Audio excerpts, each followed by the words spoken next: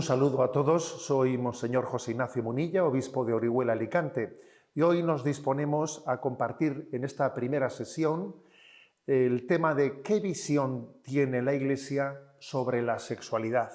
Porque sí, hay muchas personas que piensan que la Iglesia tiene un problema con la sexualidad, con el sexo. Es frecuente incluso quienes dicen que la Iglesia parte de una visión dualista, como si él pensase que el sexo es malo y por eso impone un montón de prohibiciones. Bueno, o también incluso algunos pues hacen la siguiente lectura de la realidad. La Iglesia está pagando ahora una factura, paga una factura bastante cara por un efecto rebote porque no ha sido capaz, no fue capaz en su tiempo de hacer una explicación atractiva de la belleza de la castidad.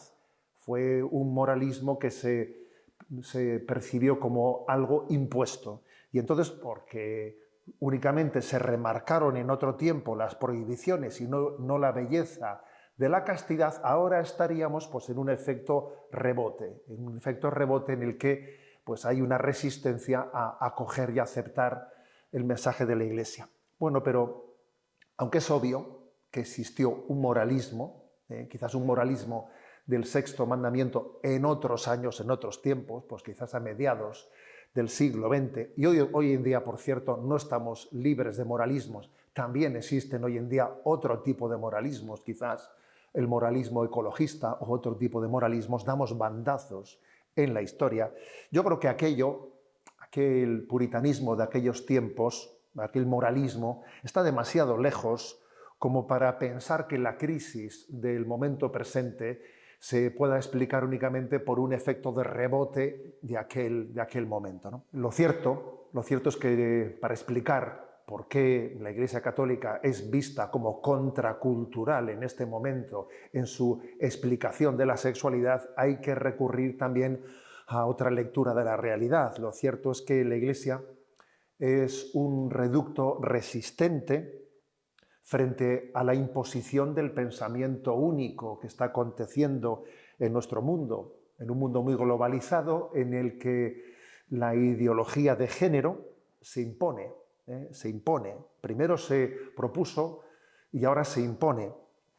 Es una especie de metástasis del marxismo que ahora se ha reencarnado, podríamos decir, en la ideología de género. Lo curioso es que no solamente es una metástasis del marxismo, sino en buena medida también del liberalismo, que han confluido en proponer una nueva ideología, rediseñar al hombre, rediseñar al ser humano en esta ingeniería social.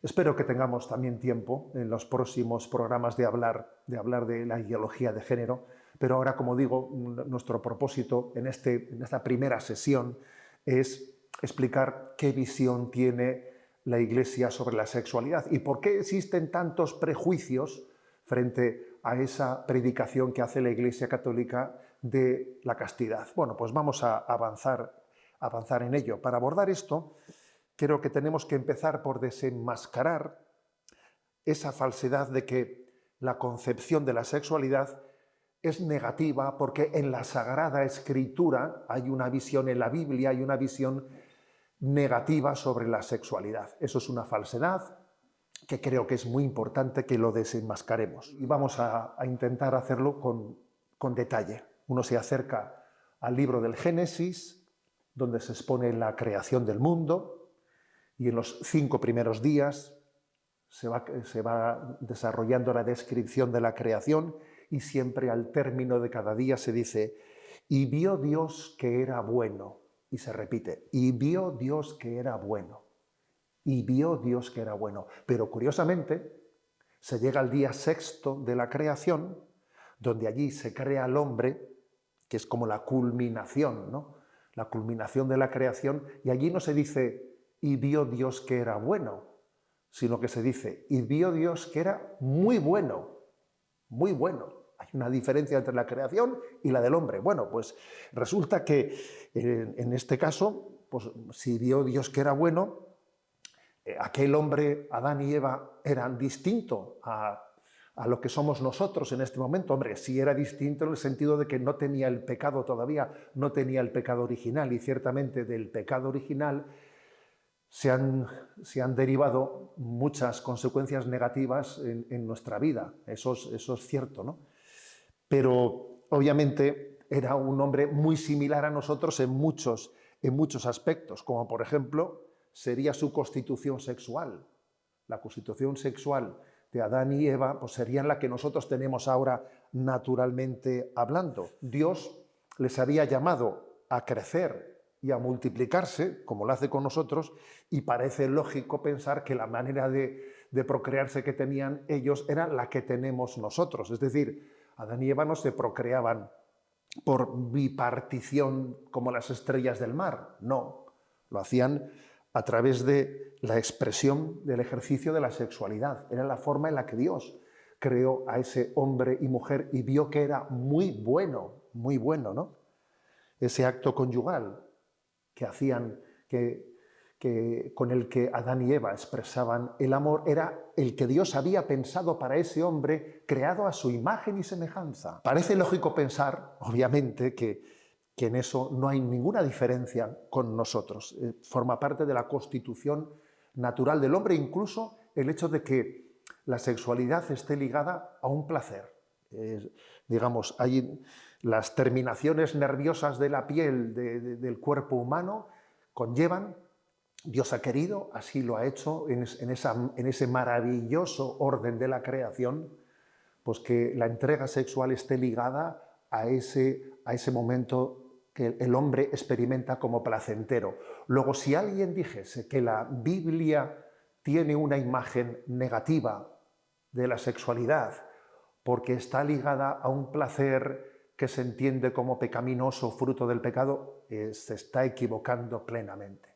Y vio Dios que era muy bueno, y así Dios lo creó. Y además podemos decir que con el paso de los años ha habido muchos autores, por ejemplo, Santo Tomás de Aquino, que insiste como el placer no es del tentador, el placer viene de Dios. Dice incluso Santo Tomás de Aquino, ¿no?, cuando habla de este tema, dice que el demonio no tiene más remedio que ceder en que el hombre experimente un placer cuando peca, pero el placer no viene del tentador, el placer viene de Dios.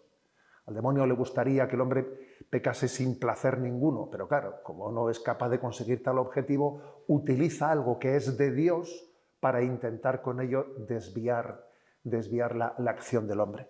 Por eso insistimos, y vio Dios que era muy bueno. Tenemos que purificar esa imagen que es totalmente falsa, que a veces, pues, de tanto repetirse ciertas mentiras, parece como si nos las acabásemos creyendo. No es cierto que la Iglesia Católica o las Sagradas Escrituras tengan una imagen negativa de la sexualidad, ni siquiera negativa de esa dimensión placentera que tiene la sexualidad. Y vio Dios todo lo que había hecho, y era muy bueno. Más aún, porque es tan bueno, precisamente por eso hay que protegerlo. Porque claro, cuando algo, por ejemplo, en un museo, las piezas más preciosas de un museo son las que más se protegen, porque existe el riesgo de que se deterioren o porque tienen más riesgo de ser robadas. Y como tienen más riesgo de ser robadas, esas piezas preciosas pues se ponen en un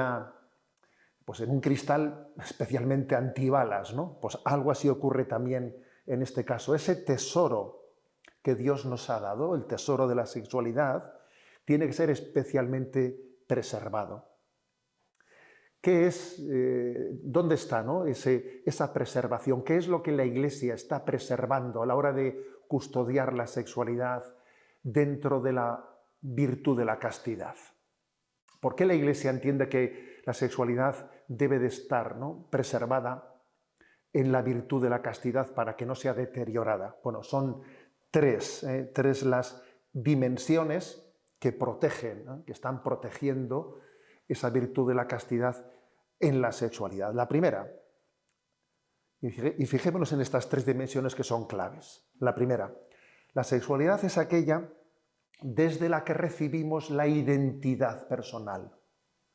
Somos imagen y semejanza de Dios. Dios nos creó a su imagen y semejanza. Y dice la Sagrada Escritura, hombre y mujer los creó. Es decir, que el sexo masculino, el sexo femenino forman parte de nuestra identidad, mi identidad personal. El sexo no es como otras dimensiones que no generan mi identidad, el pelo que yo tenga o no tenga, en este caso, permitidme la broma, no genera mi identidad. Pero mi sexualidad sí genera mi identidad. Qué importante es decir esto, ¿no? Precisamente en este momento en el que se está extendiendo esa desvinculación de la sexualidad de la propia identidad. Dios creó, por lo tanto, ¿no? Y la virtud de la castidad lo preserva, lo custodia. Dios creó la sexualidad para que tengamos una identidad masculina y femenina desde la cual tenemos una imagen y semejanza de Dios. En segundo lugar, la sexualidad también tiene la finalidad de mostrar nuestro amor. Es la expresión corporal a través de la cual expresamos con nuestro cuerpo el te quiero con todo mi corazón, te quiero con toda mi alma y para siempre. Todo lo mío es tuyo. No somos dos, sino una sola carne. Ese soy totalmente tuyo, te amo para siempre, corporalmente se expresa en la entrega sexual. Es la segunda dimensión, ¿no? La primera es la identitaria, la segunda es la dimensión de la expresión del amor. Y la tercera, obviamente, la tercera dimensión de la sexualidad es la colaboración con el proyecto creador de Dios mediante la generación de los hijos. Estas tres son las dimensiones de la sexualidad y por eso la Iglesia las custodia a través de esa virtud de la castidad, como quien en un museo, pues una obra de arte la pone bajo protección para que nadie la estropee o para que nadie la robe. Bien, dicho esto, tenemos que también decir que obviamente esa obra de arte de Dios, por aquel pecado original y por todos los pecados personales que después han venido detrás de él, pues ha sido atacada esa visión de la sexualidad, ese plan primero de Dios. Y además era obviamente una obra preciosa, esa obra preciosa de Dios, cual si se tratase pues, de un jarrón especialmente fino, pues era susceptible de ser atacado. El hombre tiene el riesgo de quedarse con el placer e ignorar a la persona a la que le expresa el amor. Tiene ese riesgo.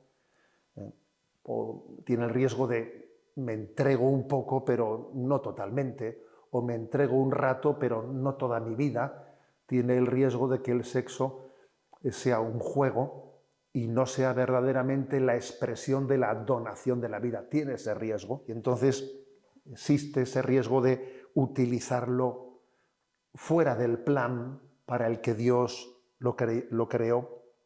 Entregarse, pero no del todo. Es decir, utilizarlo en vez de cambiar el amor como motor de la sexualidad por la utilización de la persona al servicio del propio placer. Qué diferente es amar o utilizar. No sé si conocéis, por cierto, una conocida expresión de San Juan Pablo II, que decía él que lo contrario de amar no es odiar. Decía él, lo contrario de amar es utilizar. Bueno, pues esto es lo que acontece también con la sexualidad.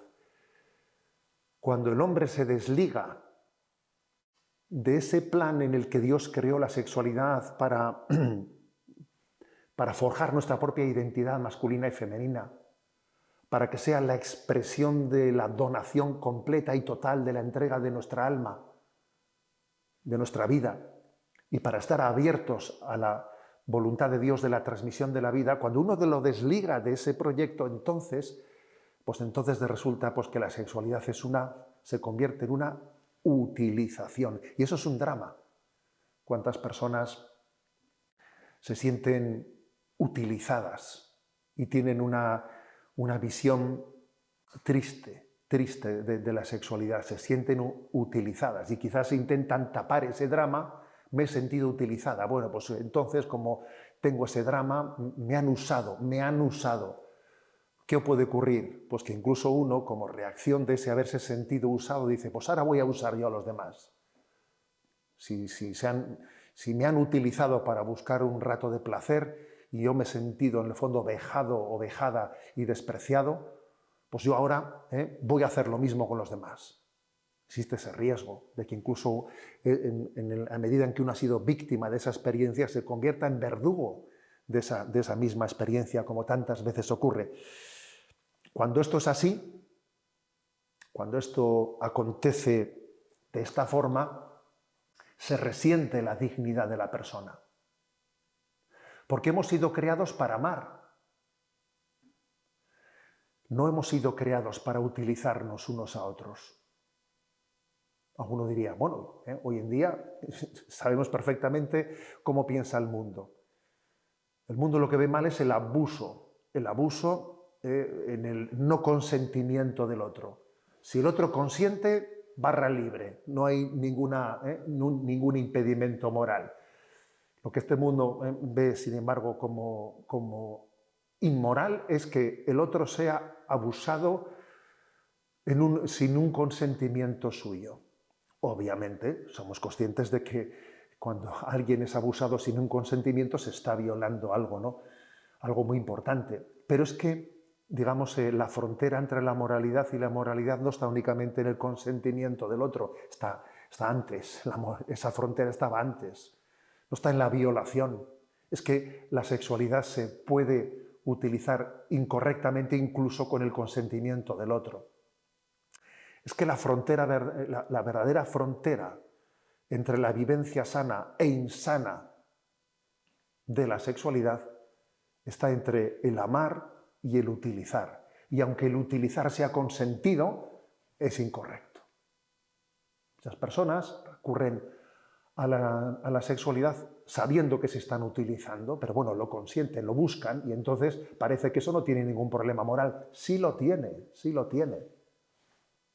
Repito, hemos sido creados para amar, no para utilizarnos unos a otros como si fuésemos un instrumento de placer los unos para los otros, ¿no? No como si la verdadera sexualidad fuese una especie de pacto de ayudarnos mutuamente a extraernos uno de otro la mayor cantidad posible de placer, ¿no? Todo aquello que nos desvincule de la vocación para la que hemos sido creados para amar. Y curiosamente, ¿no? El amor es aquel que tiene una dimensión de olvido de uno mismo. El que busque su vida la perderá, el que se olvida de sí mismo se encontrará. Algo de esto acontece también en la vivencia de la sexualidad. Cuando uno vive su sexualidad como una entrega plena, como una donación, es cuando vive la sexualidad en la vocación para la que ha sido creado. Por el contrario, cuando uno vive la sexualidad como una especie de búsqueda, una especie de técnicas para intentar buscar o arrancarnos más placer, obviamente está desligando la sexualidad de la vocación en la que Dios la ha creado, ser verdadera expresión de la vocación al amor. Nosotros hemos nacido del amor y estamos llamados, ¿no?, a expresarlo en nuestra vida. Este es el riesgo, por lo tanto, de la sexualidad. La cosificación, reducirnos a objeto. Pero es que nosotros somos sujetos, somos personas, no somos objetos. Y esto se ve muy claro, lo vais a entender enseguida, esto se ve especialmente claro en la pornografía. La pornografía no acontece entre personas, nadie sabe ni siquiera el nombre de esa persona. ¿Qué nombre tiene? ¿Qué familia tiene? ¿Está casado? ¿Tiene niños esa persona que está en una escena pornográfica? ¿Qué problemas tiene? ¿Está aquí quizás intentando obtener un dinero porque vive en la pobreza? ¿Cuál es su historia? No importa, no importa. La pornografía es emblemática, es suficientemente, podríamos decir, elocuente para que entendamos cómo es totalmente diversa la sexualidad en la que se vive la entrega de la vida, compartir la vida, y de lo cual es expresión la entrega sexual de la vivencia de la sexualidad como una búsqueda de placer. A lo largo de estos diversos programas, ¿no?, que vamos a realizar en esta serie, este es el primero, que hemos comenzado con esta pregunta de qué visión tiene la Iglesia de la sexualidad. A lo largo de estas sesiones iremos hablando de otras formas no adecuadas de emplear la facultad sexual, entre los novios, el matrimonio, de muchas formas, ¿no? En todos esos casos, el mal no está en el sexo, sino en la mala utilización, en la desvinculación de la sexualidad de la vocación al amor para la que hemos sido creados. Es decir, de desvincular la sexualidad de nuestra vocación. Cada uno tiene una vocación y cada uno tiene que vincular su vivencia de la sexualidad a la vocación que ha recibido, incluyendo el que os habla. Cada uno vincula su forma de vivir la sexualidad a la vocación. En mi caso, pues en esa vocación celibataria que tiene un sacerdote. Y esto es muy importante, esto de ligar la sexualidad, que cada uno entienda la sexualidad ligada a su propia vocación de vida. Porque, permitidme un ejemplo, es como si a uno le explican cómo se utiliza un vehículo. Un vehículo, pues así se mete primera, así se mete segunda, se embraga, se arranca el motor de esta manera, etcétera, ¿no? Pero se le puede explicar a uno esas normas mínimas de utilización de un vehículo sin haberle explicado el código de circulación, y más aún, sin entender siquiera a dónde me dirijo con ese vehículo. Este vehículo me lleva a algún lugar, ¿no? Porque un vehículo es para alcanzar un objetivo, no para dar vueltas sin sentido ninguno. Bueno, pues sirva este ejemplo para que entendamos hasta qué punto, ¿no?, pues es posible que uno, cuando se dice hoy en día, ¿no?, pues que las administraciones públicas a los jóvenes, a los adolescentes, les tienen que dar educación sexual, pero ¿educación sexual es instrucción genital? A ver, la educación sexual no únicamente explica la forma fáctica de cómo acontece la sexualidad, sino cuál es su finalidad, cuál es su sentido. Hacer una educación sexual ligada meramente a una información genital, sin que se integre en esa educación sexual el sentido de la sexualidad, obviamente es como explicarle a alguien cómo se arranca un coche sin que sepa dónde tiene que ir, y mucho menos sin que sepa cuáles son las normas de circulación para conducirse por las calles, ¿no? La clave está, por lo tanto, en que nosotros entendamos que amor, donación, entrega, matrimonio, dignidad, respeto, son conceptos claves. Y fijaros bien, son conceptos claves para todos, porque alguno igual podría decir, a ver, señor obispo, usted está hablando para los católicos, pero esa visión de la sexualidad no pretenderá usted imponerla a todo el mundo, ¿no? Hay mucha gente que piensa distinto a ustedes los cristianos. Entonces, no nos impongan una visión de la sexualidad. Bueno, estamos hablando de conceptos naturales, Estos conceptos, amor, donación, entrega, dignidad, pueden ser entendidos por todos los seres humanos, independientemente incluso de cuál es su credo religioso, e incluso hasta los que no tienen ningún credo religioso, porque estamos hablando de una ley natural.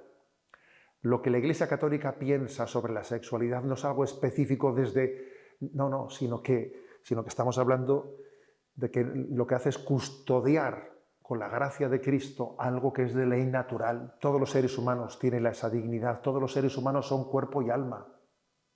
Y de alguna manera su alma se está expresando desde su corporalidad. Y por eso esa corporalidad tiene que ser vivida en un orden en el que exprese el alma y no sea como no sea como una especie de prótesis del yo, del cual puedo utilizar o prescindir de él o incluso cambiarme de él, ¿no? Bueno, sé que algunos estarán diciendo, bueno, esto que está diciendo es bonito, es hermoso, esa visión de la sexualidad, pero algunos llegamos ya tarde.